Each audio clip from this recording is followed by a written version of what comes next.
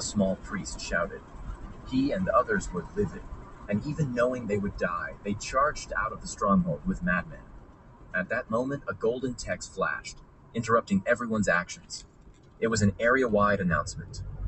If you can win in a fair duel, it will be your skill.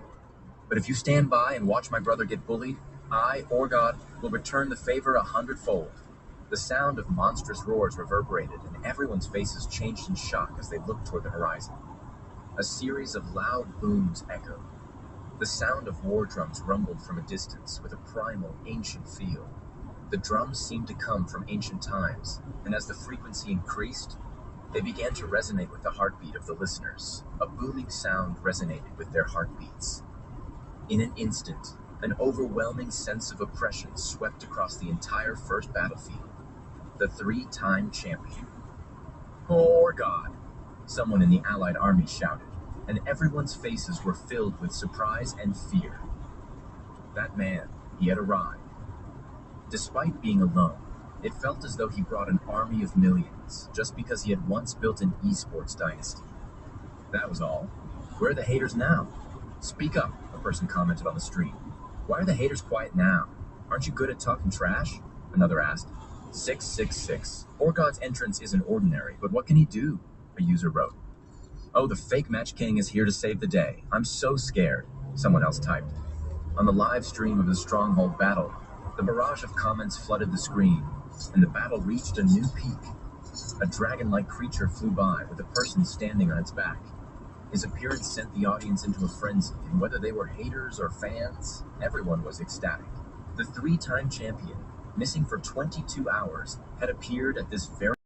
we call them the Care Bears. I like that name. Yeah.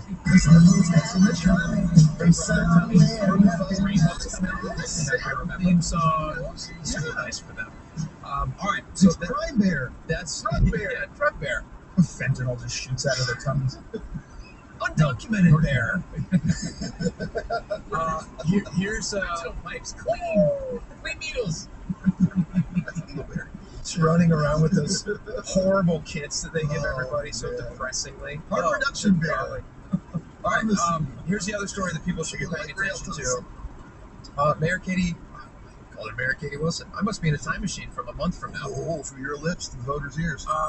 This is mayoral candidate Katie Wilson, who was on your show. Am I right, Jason? Yes, correct. Was on your show and was talking about this idea that she has to pay for local journalism, independent journalism, and she worries about that. She worries that we don't have enough of that locally here, and so she wants to come up with interesting ways of paying for that. Tell us a bit about that and why it's such a interesting idea. No, it's not to her credit, she says, it's not a fully developed idea, but it's something called News Notes, where individual taxpayers would get $100 in subsidies that they can then give to their preferred local media outlet. Like a democracy voucher. It's like a journalism voucher, essentially. Okay.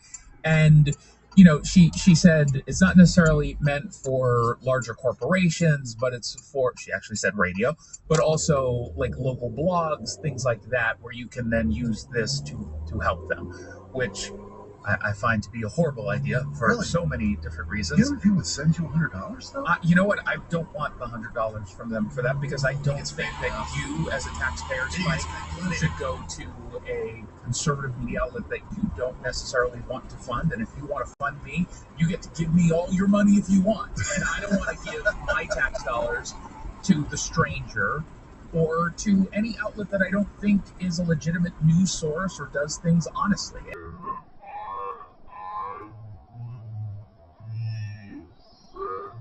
I'm not offended for any liberal to say, I don't want my tax dollars going to SeattleRed.com. Like, I totally get that. If you want to support an individual outlet, you get to support it. And her argument is essentially that, well, it's hard for people to subscribe to every single outlet that maybe has a paywall as a way to support them. And I get that to a point. Yeah.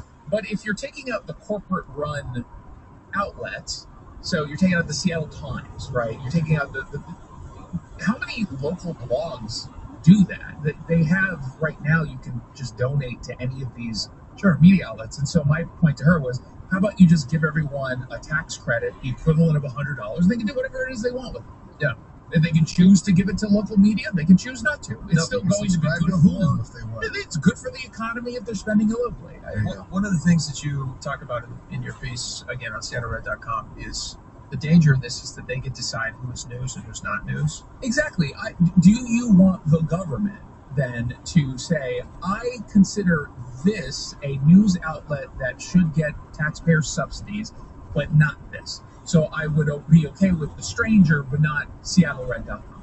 And you're opening yourself up to politicians now trying to define what a media outlet is, and you're now, as a recipient of these tax dollars, even if they're not the ones personally doling out the 100, you're now getting taxpayer fund, and then you're going to cover It's like a Seattle quid pro quo. City Hall. Yeah. It's, I think, a problem. It's a question. Is this in any way like what the Trump administration has done with defunding of public radio?